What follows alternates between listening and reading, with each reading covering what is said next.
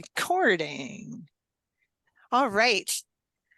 Welcome, everyone, to the 12th Annual Wild Wisconsin Winter Web Conference. Really glad to see you today. I'm Leah Langby from the IFLS Library System, and I also have Kelly Miller here with me from the Winding Rivers Library System. We're really glad that you're able to join us for this session about assessing and adapting to changing programming needs in youth services, and a lot probably beyond.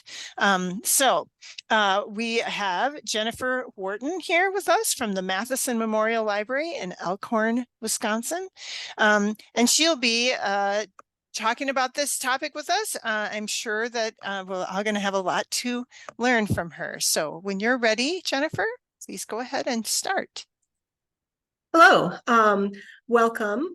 In case you hear any small rustlings and sounds behind you, we are doing the real live conference experience here because all my colleagues are sitting at the other end of the table staring at me. Yeah, so you might hear them making some little sounds. So before I start, kind of one of the things I want to talk about today is where I've come from with my own experience. And this is not a permanent programming solution. I expect there will be more changes that will have to be made soon. And it's not something that was done on the spur of the moment or even just immediately after COVID.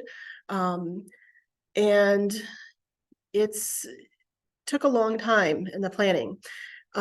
So my experience at this particular library and working towards programming changes started over 15 years ago when I started working at Elkhorn, the Matheson Memorial Library. And when I started, there wasn't really anything. The story I always tell to kind of illustrate what was at the library at that time was the first couple of days I was here, I was investigating our play area, which had some kind of beat up puzzles, wooden puzzles, and a stained ladybug cushion, which is a whole different story, and a rickety wooden table with a sign on it that said, "Do not move." And what is very indicative of my personality in general, I immediately moved it and the legs fell off.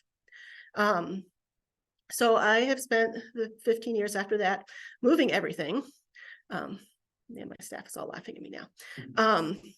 But changing and adapting constantly. So before you can make changes, you have to know what you have that you're working with. And for us, for a lot of people, pre-COVID, it was like everything was awesome. It was going on great. We were doing a lot of the traditional like party type programs, where had lots of stations. You had Mo Willems party and whatever current thing was popular. I did not do Paw Patrol. And we had performers in the summer, and we had lots of story times. We had after school stuff. And it was kind of not working. As there were changes in our community, we started having 4K. And that cut off a lot of our preschool age attendees at Storytime. People started being very involved in summer school and other activities, and our big summer performers attendance was dropping. So in 2019, I was really looking at what changes we would need to make to adapt already. And I had a lot of challenges aside from our dropping programs. I had already tried some things like moving my outreach to preschoolers and 4-year-olds out to the 4Ks themselves, and I had trouble with my administration at the time, which didn't really understand or like the idea of outreach. So I was kind of like, what can I do? I want to change this. It's hard to change this. And then we had COVID. So for us here, and everyone dealt with it differently, we and our schools closed down for the rest of that semester in 2020. We closed down for just a week or two, and then we reopened for curbside. And by this summer, we had started letting people back into the library for browsing. So we did not stay closed for a long time. But we did not bring back in-person programs until the summer of 2022, summer of 2021. And part of that was because traditionally, some of my staff actually works for the school district, especially the person who offers most of my story times, and they had been seconded to a different position during the pandemic. Our schools went back in person in the fall of 2020. So I was fortunate that I had some staff to help me. I had just made one of my associates full-time before the pandemic hit, which was real exciting for her. Yeah, we did not keep that goal list on her review. And I had another part-time person, and I was like, okay, so we tried adapting and it didn't work at all because our community does not like anything virtual. They were not fans. And even the schools weren't that excited about virtual visits. Although it's very funny to have your screen freeze and suddenly all the kids are like really still. Like, okay, obviously the screen is frozen because no 4-year-old sits that still. And then it comes back on and they're all like, boing, boing, boing. So we were summer of 2021, everyone was very back to normal, resume all the programs. And I was kind of thinking, well, but normal wasn't really working for us before the pandemic, but everyone was very insistent on it. And we had a lot of other stuff going on and staff turnover. And I was like, okay, let's just try it. We'll go for it. And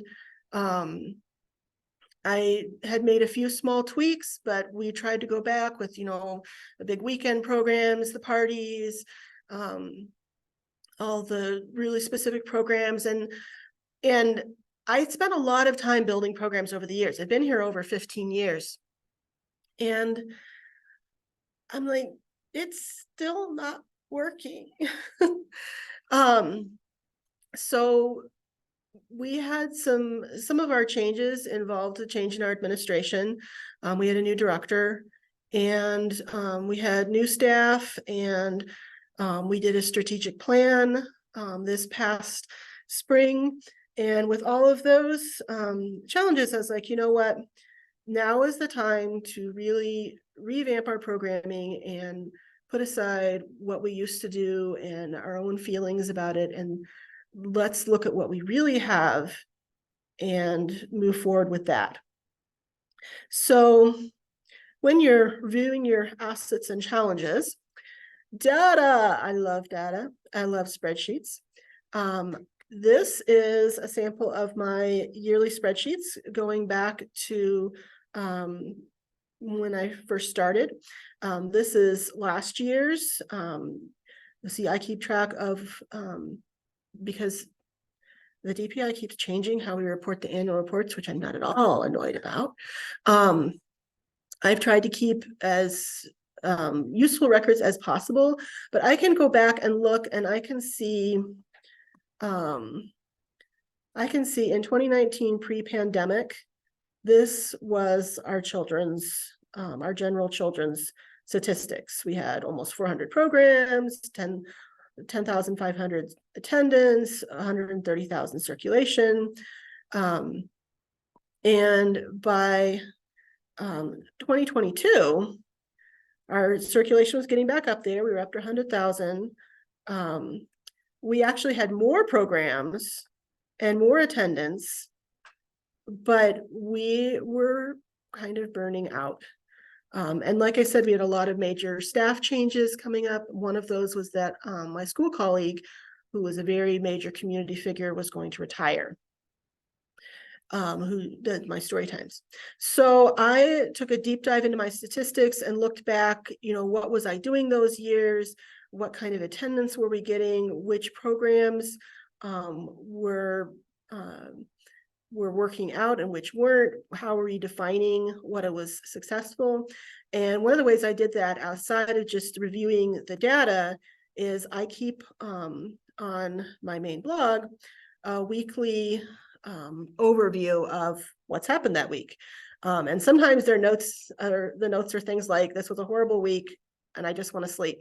But usually I keep a list of what programs we did, how they ran, kind of stuff we're doing, stuff the kids have been asking. So I can go back and see kind of the tenor of how things have been running. And so I took all of that. I took my detailed numbers, my weekly kind of reminders, and those I use to run reports. And I do monthly reports for our board and director.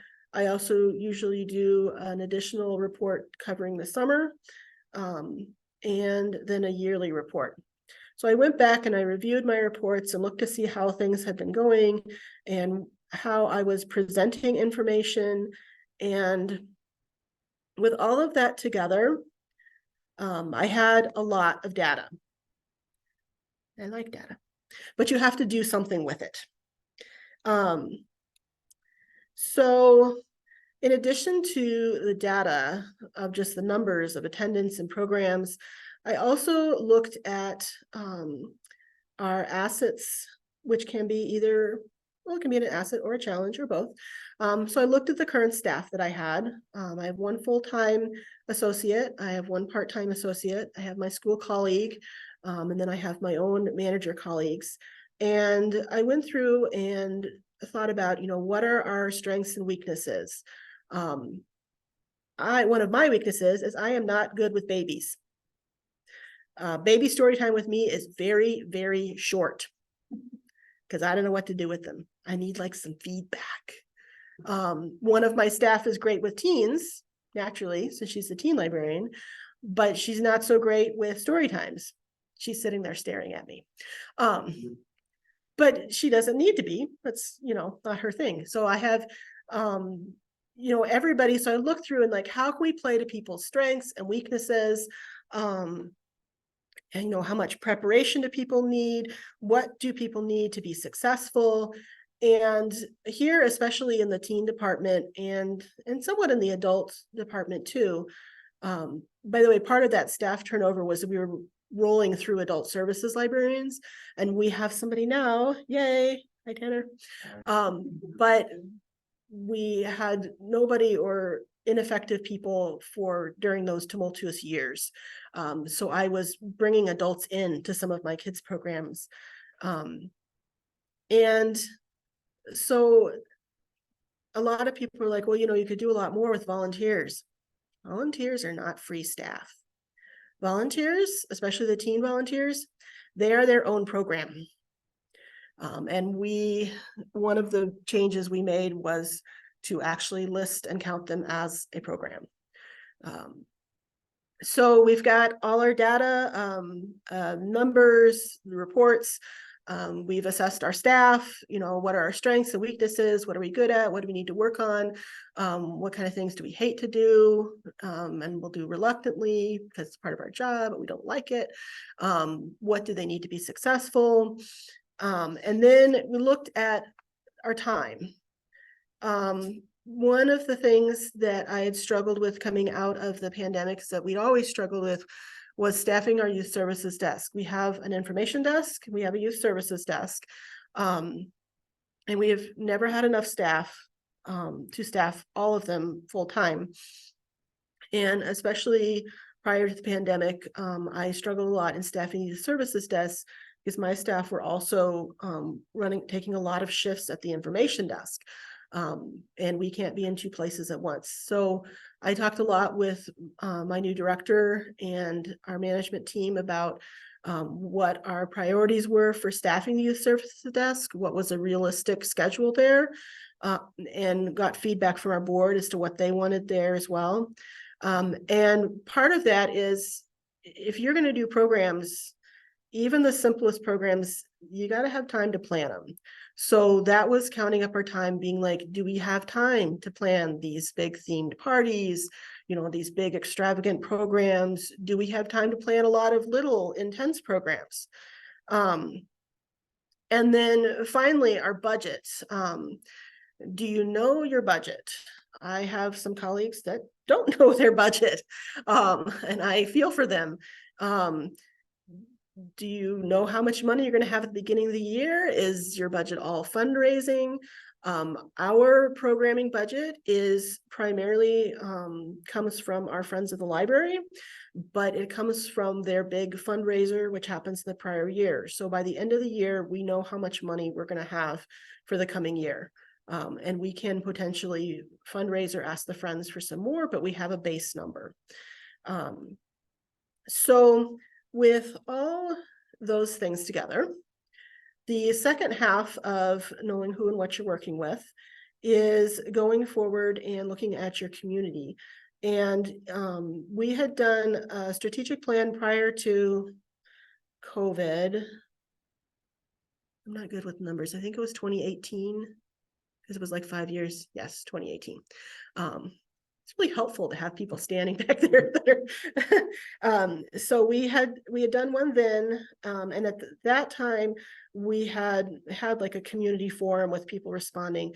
I had done a lot of surveys over the years asking people what they wanted. I am kind of about surveys because people can ask for whatever they want, but I have had a lot of people ask for programs over school breaks and they never show up, or for afternoon story times and they never show up. So I take surveys with a lot of salt. But there's a lot of other ways of assessing your community and looking at what's there. So what organizations are active in your community? We have county organizations, because we're the county seat.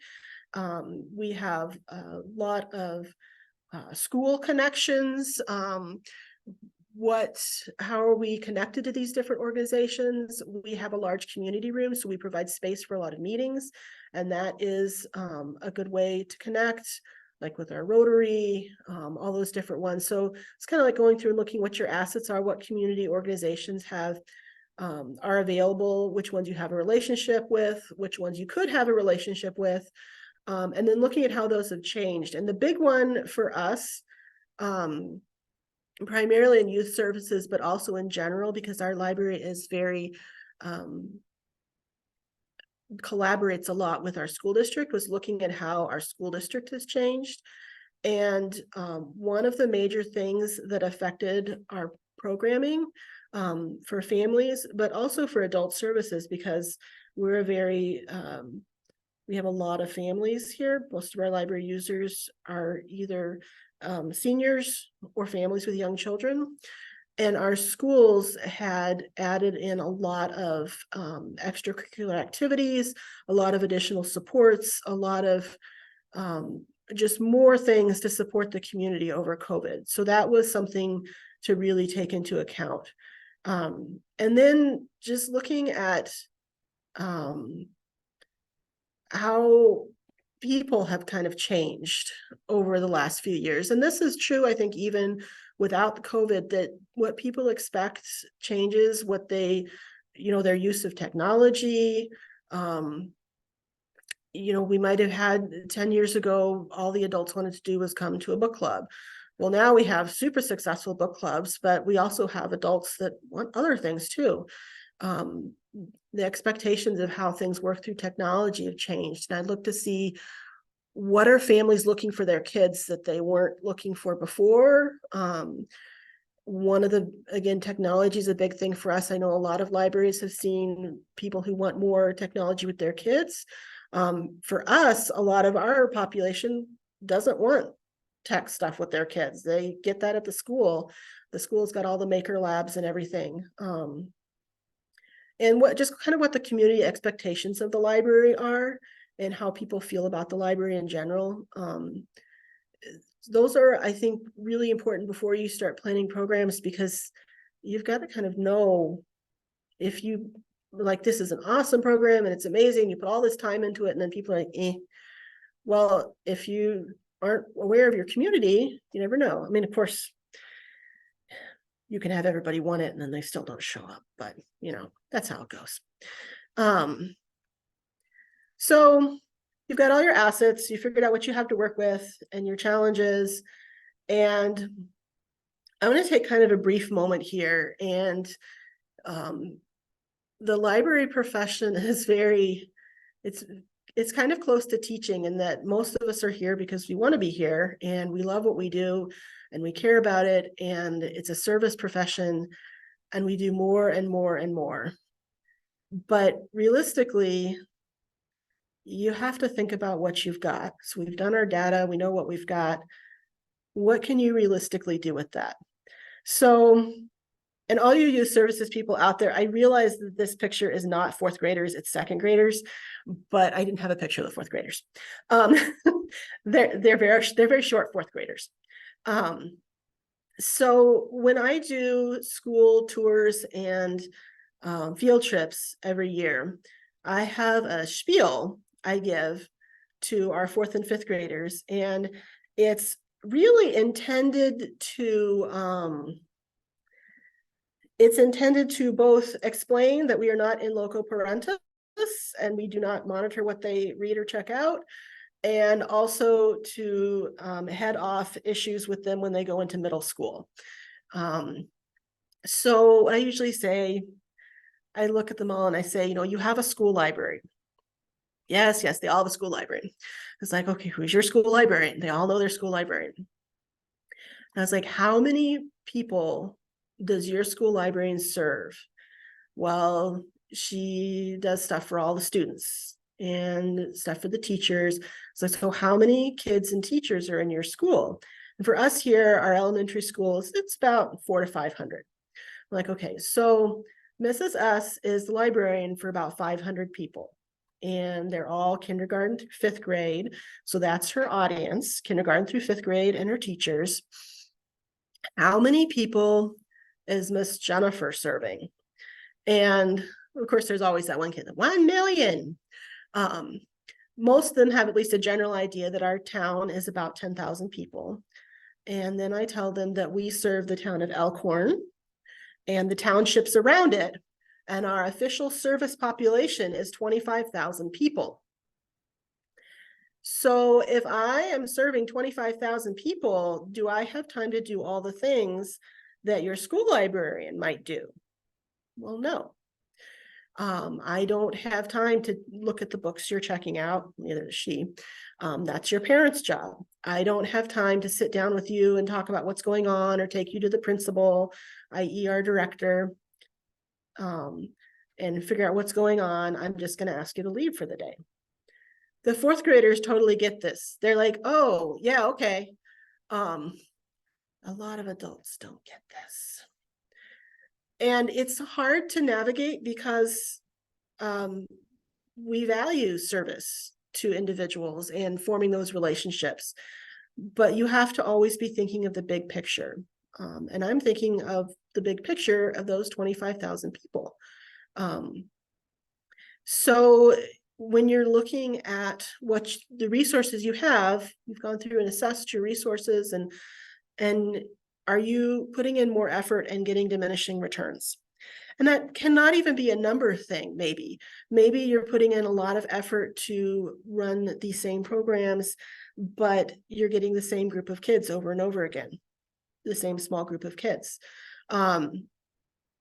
Maybe you're running a lot of programs that take a lot of time and you're not getting a lot of turnout at all.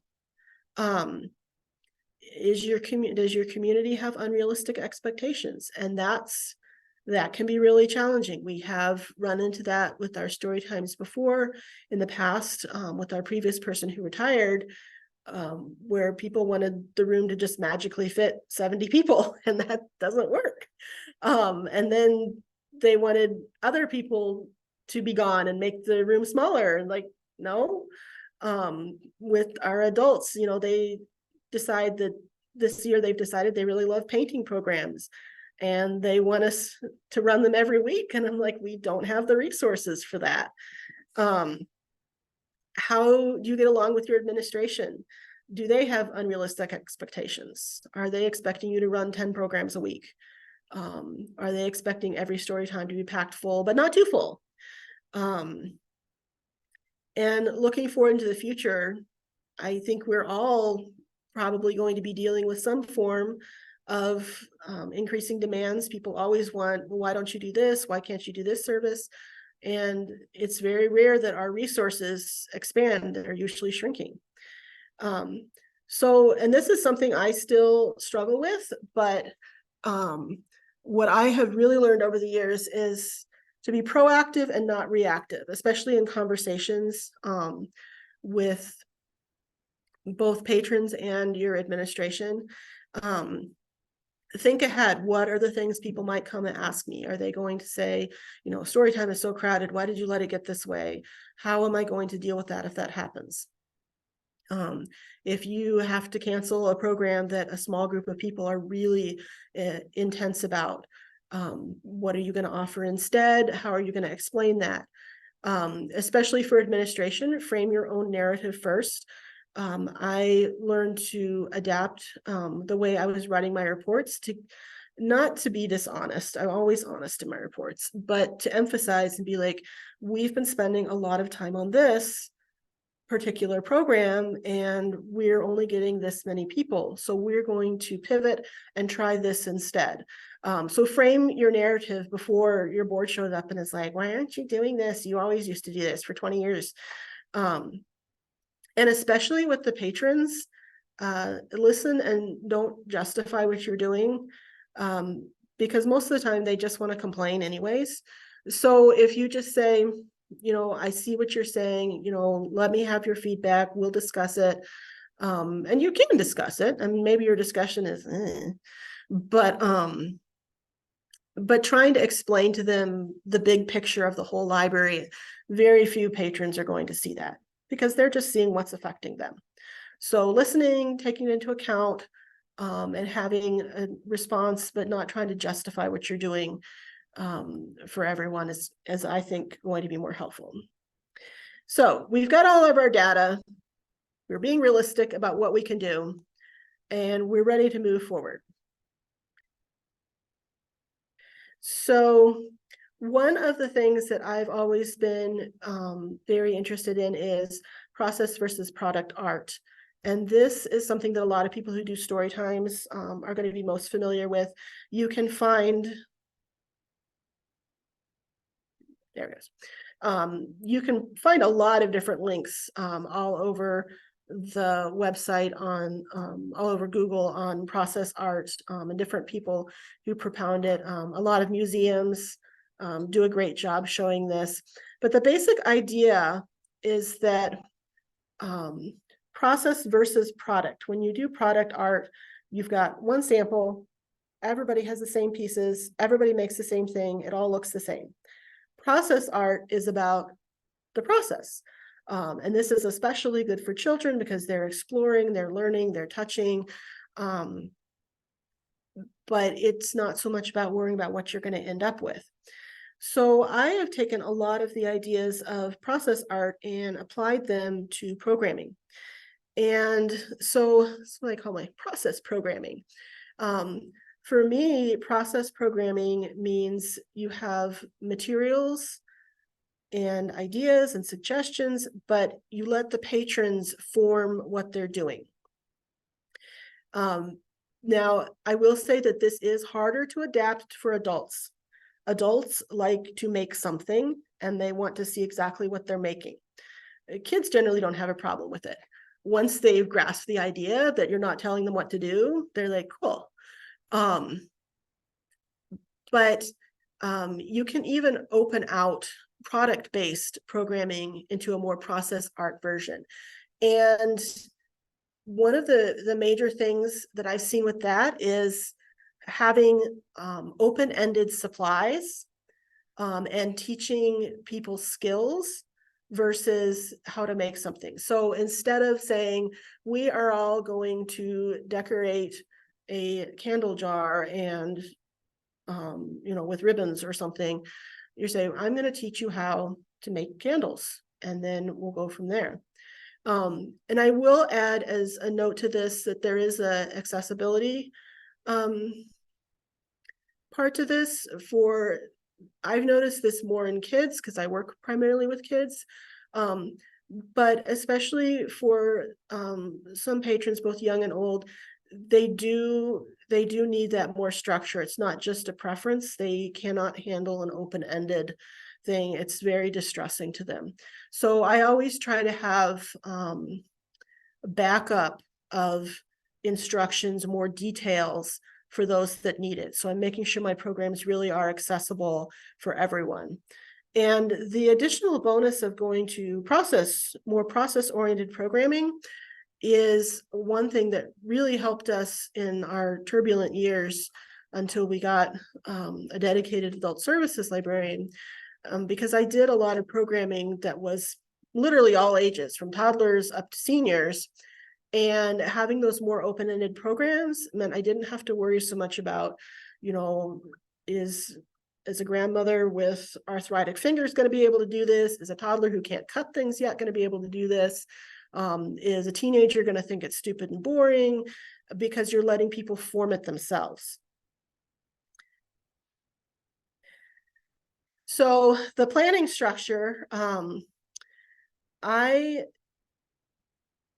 like to plan far ahead. I'm currently planning summer and the fall.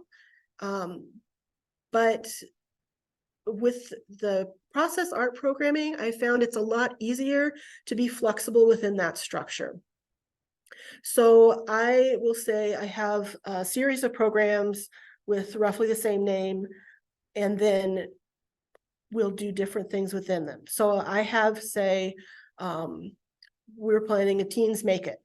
So you can see on the calendar, you can see all the Teens Make It programs that are going to be coming up when they're meeting, but we don't have to plan exactly what we're doing in them until, well, like the week before, because that's about the length of memory the teens have. So this is very dependent on your community and your own needs and wants and interests. If you think you're going to be crazy busy, don't plan as many programs that month. If you are interested in trying something out new, you fit it into an open slot. Registration, that's a very community dependent thing. Our community feels about registration about the way they feel about virtual programs. They don't like it. On the rare occasions when they're willing to register, the people who register don't show up, and all the people who didn't register show up. It's fun. But you just but you can see, what works in your community. Do you have to have registration for a program? For a lot of the process-oriented programs, you don't need registration because they're open-ended. You're only limited by your space, and that's solved with the, space and materials will be used as people come. If you have more product-oriented programming, that usually does need more registration. And that leads us into looking at our budget. So budgeting for process-based and flexible programming is different. You will definitely benefit from having storage space. I'm not saying you can't do it if you don't have storage space, but it will be a lot harder. And you will definitely benefit from knowing your budget ahead of time. Because the idea of process-based programming is that instead of having a specific product you're all working to make, you have a lot of different supplies and ideas, and people are forming their own things. So I did just spend about $300 on supplies, on candle supplies. Those will last for 2 or 3 years, and we'll use them for multiple different programs. I am lucky enough to have a basement, which is not as creepy as it used to be because we finally stopped it from flooding. So I have space to store a lot of things. And we have a lot of teen volunteers who are willing to run up and down the stairs and haul things up and haul things down, haul things up and haul things down. So it's a different way of doing the budgeting. When I used to do more product programs and more of like the themed parties, you're like, well, we need this specific craft and this specific item and, 16 of these, but then what if more than 16 people show up, and what if fewer? So doing the more open-ended processing ones, I spend a lot more money at the beginning of the year. And sometimes at the end of the year, I have to adapt a little bit if we've run out of things. but I overall find it easier. And it's also easier to say, okay, we're going to do a series of art programs. Well, we ran out of this kind of paint. We've got some more of this kind of paint. So let's just pivot a little bit. But so it's kind of a creative way to budget, and you will have to keep on top of it. So you make sure you don't suddenly realize you spent your entire budget in February. That was a different thing.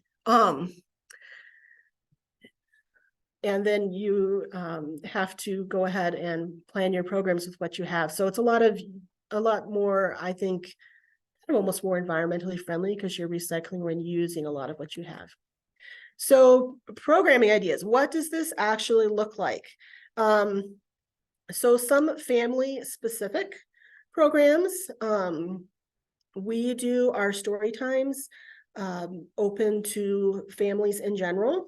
The ages range from infants up to elementary age kids. And we have, like I said, I have a school colleague that does most of those family story times, but we make them very adaptable. And we are fortunate enough to have staff at the youth services desk who will keep an eye on things. If we do have too many bigger kids that are starting to overwhelm the smaller ones, we can ask them go in and kind of move them back and stuff. We have an umbrella series called We Explore Nature. We have an outdoor space at the library. So it's very simple to just put together, a simple story time, pick out something like insects or bugs or trees, and then we go outside and we just let the kids explore. They love to dig in the dirt and see what they can find. We did have a talk about not taking home what you found. One of them found a slug and wanted it to be her new pet.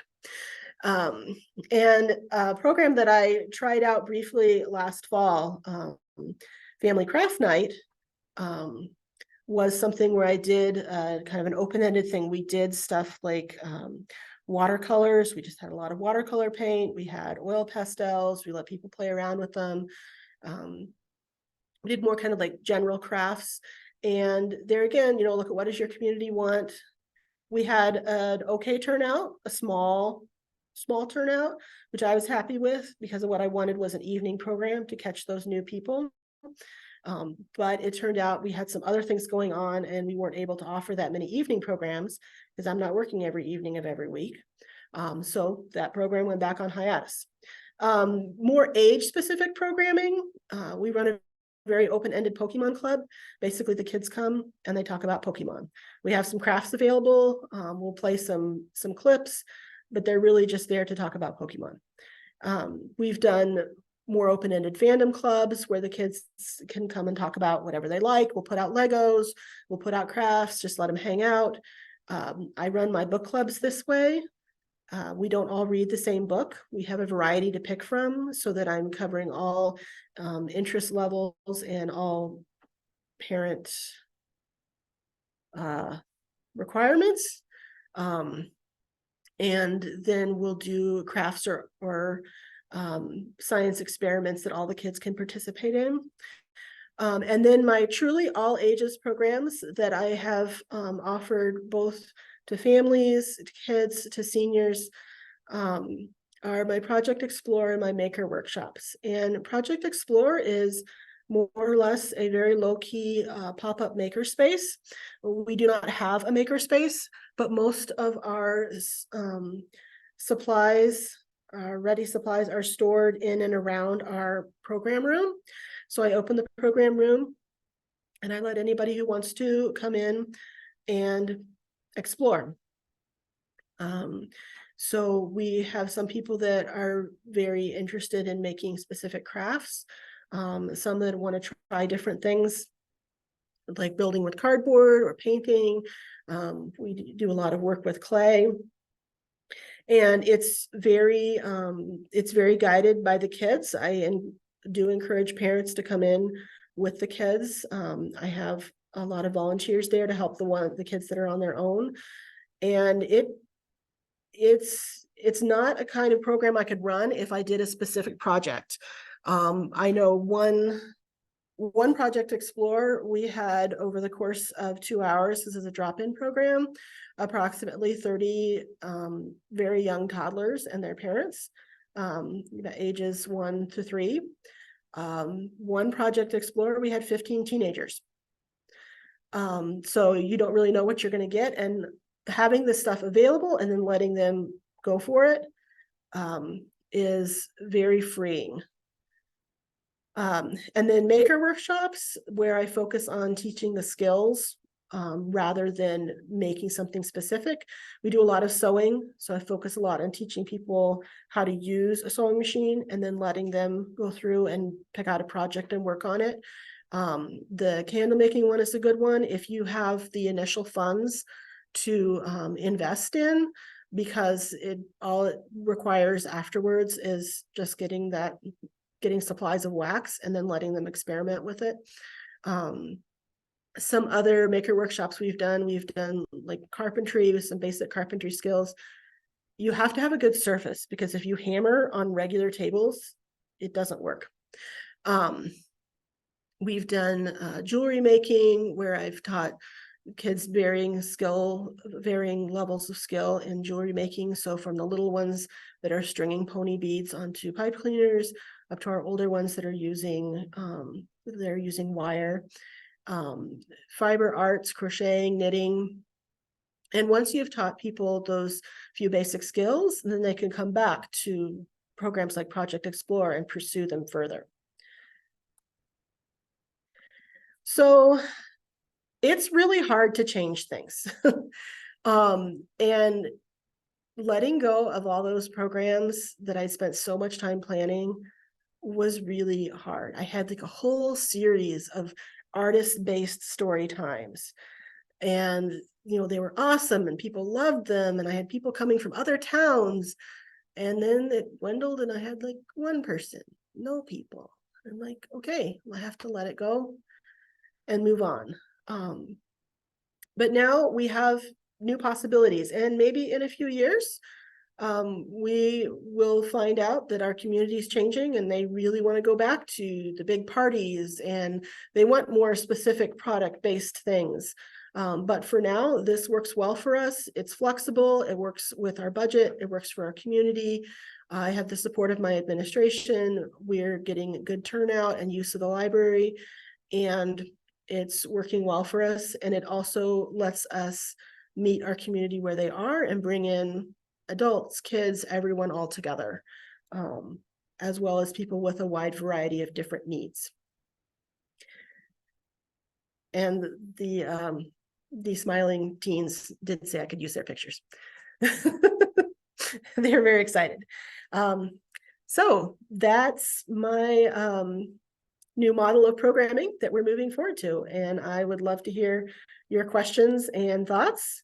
I do also have resources and links, and I actually have a link to a lot of my previous library programs, because they're not useful for me right now, but if somebody else uses them, that makes me happy. Thank you so much, Jennifer. There are a few good questions in the chat in the question section, so I'm just going to go ahead and read them off. There is, and I think you might have, I think I might know some of what you might answer here, but someone is struggling a bit. They're doing a story time for ages 0 to 5, so big age range, a wide range of ages and range of abilities developmentally. If in that situation,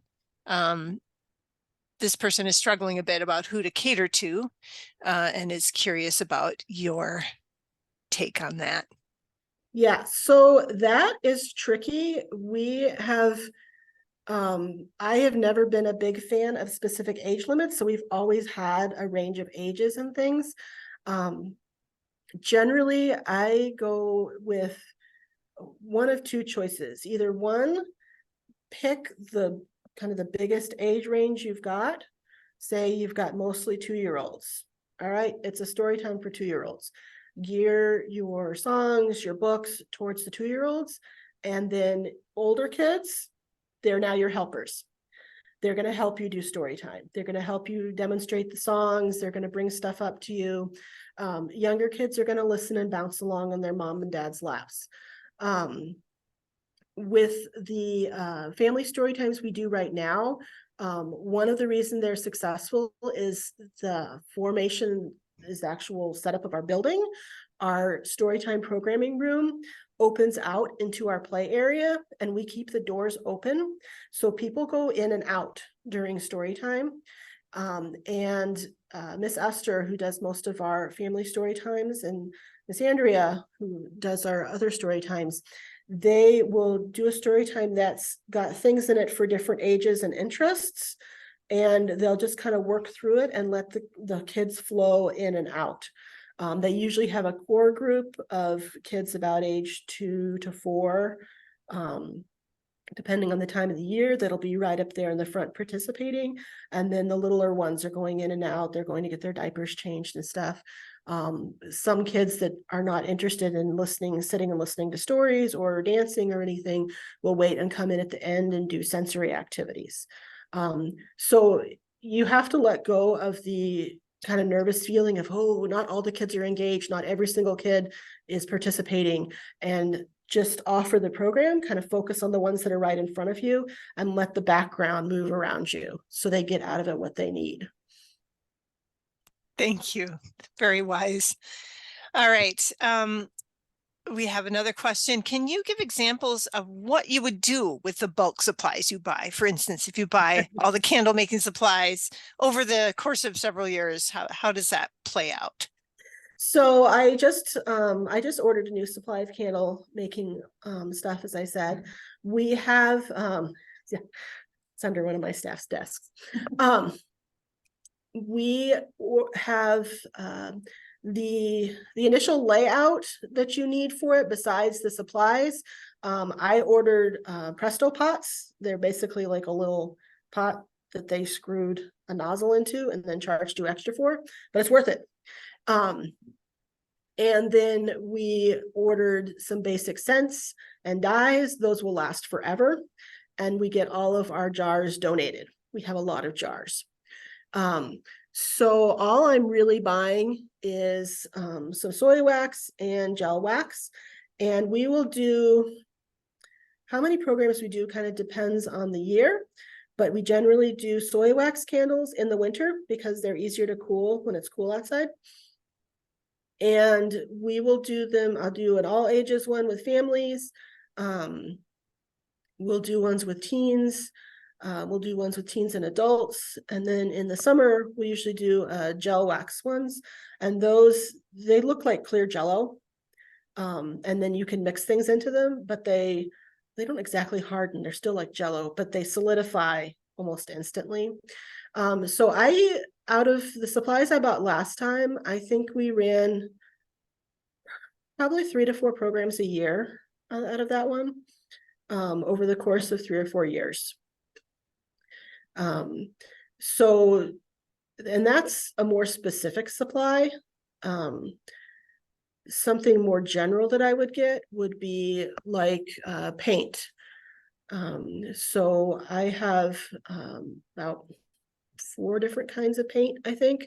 And it's kind of graduated from the stuff I have in non-tippable paint cups for the littler ones up to the acrylic paint and the liquid watercolors, which are very staining. And I will bring them out for Project Explore if the kids want to take them out. I'll do something like Family Craft Night. We'll use them at like Buccaneers or something like that. The adults will use them for some of their programs. And for a lot of them, I will put out books. Sometimes I'll have kind of a general idea of what we're doing. We do a lot of watercolor and oil pastels, but I really let the adults and the kids kind of explore and see where they're going with it. And once you buy it in bulk, paint is pretty inexpensive, even some of the fancier kinds. So I can just refill my smaller bottles from those bigger ones and use it on and off for programs all year long. Excellent. Thank you.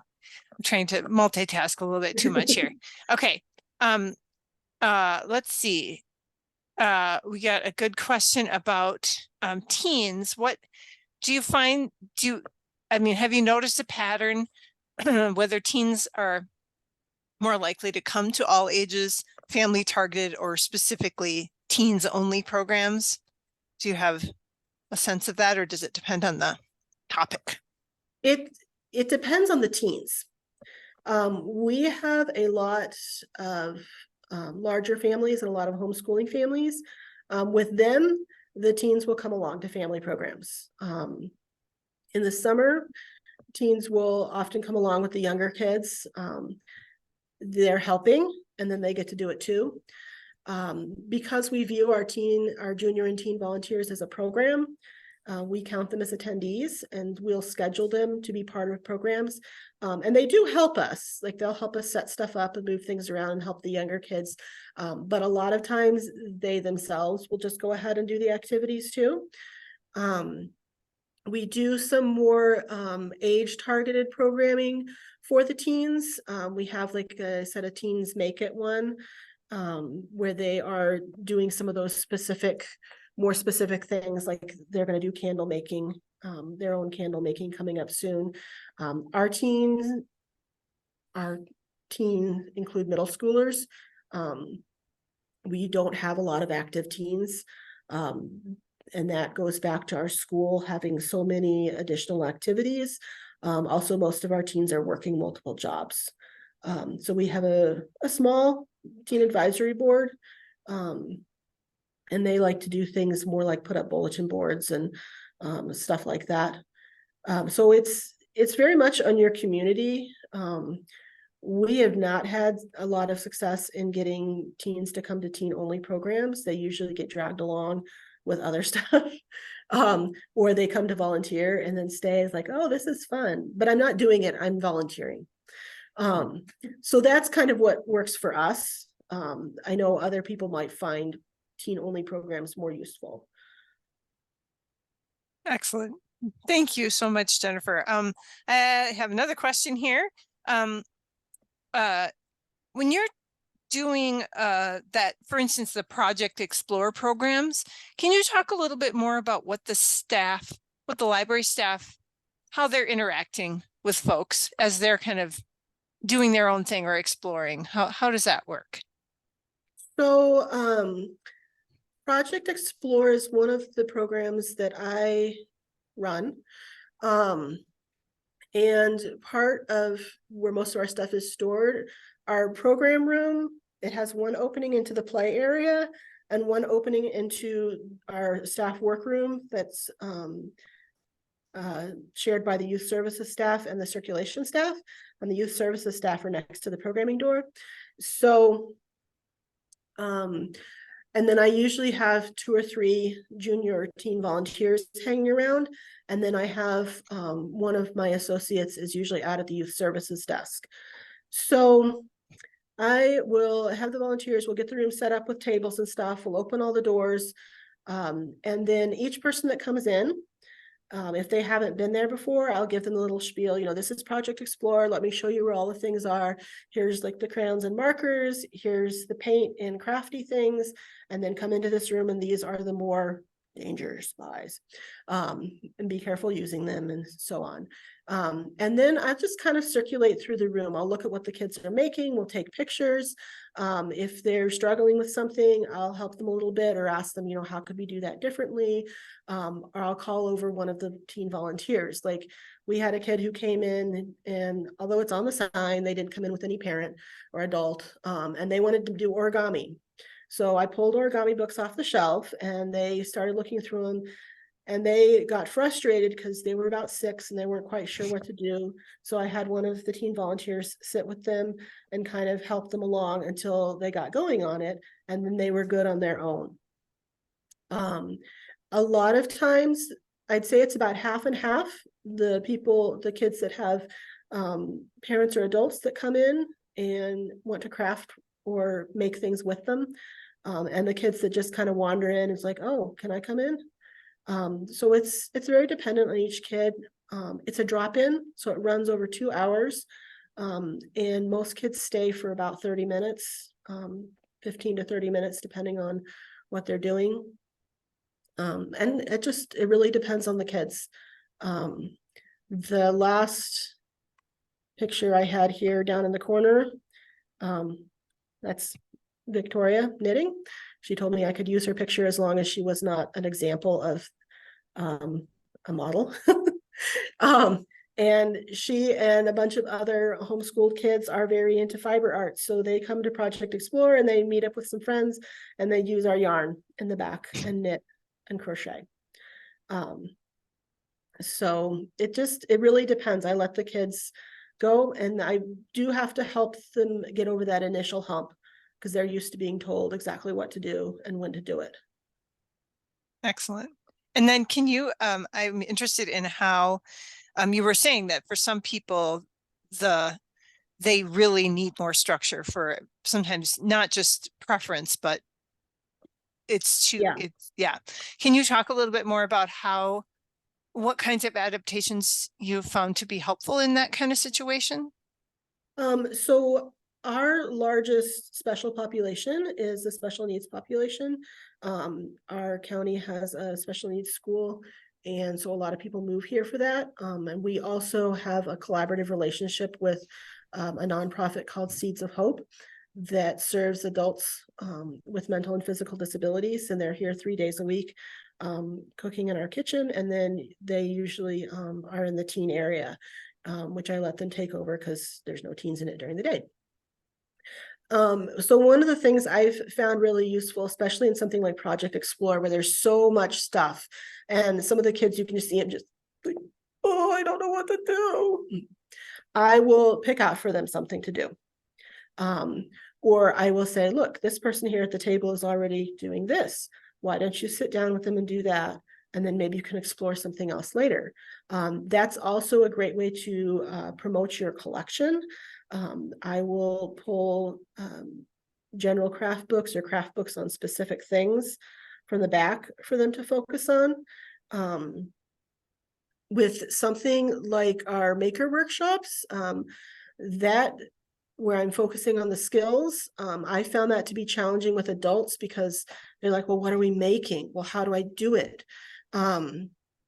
With them, I will have printouts available with more information. So if they really need that, they can sit down and read through them and focus on step-by-step instructions. And that also is where our junior and teen volunteers are really useful, because they can sit down one-on-one with those individuals and be like, how about we make this? And then they'll sit and make it together with them. And I'm still able to monitor the room as a whole and supervise the program. But those people who need the more specific help have a friendly person sitting with them and doing it. Thank you so much.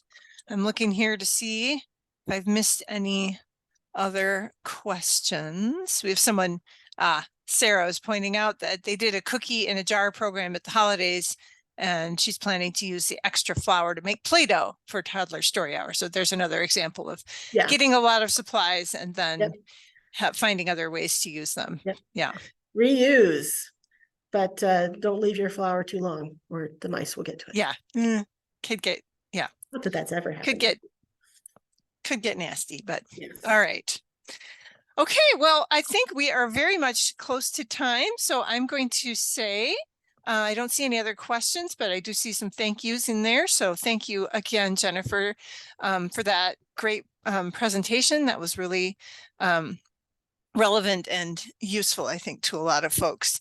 Another suggestion for using flour there. So thank you, Laura.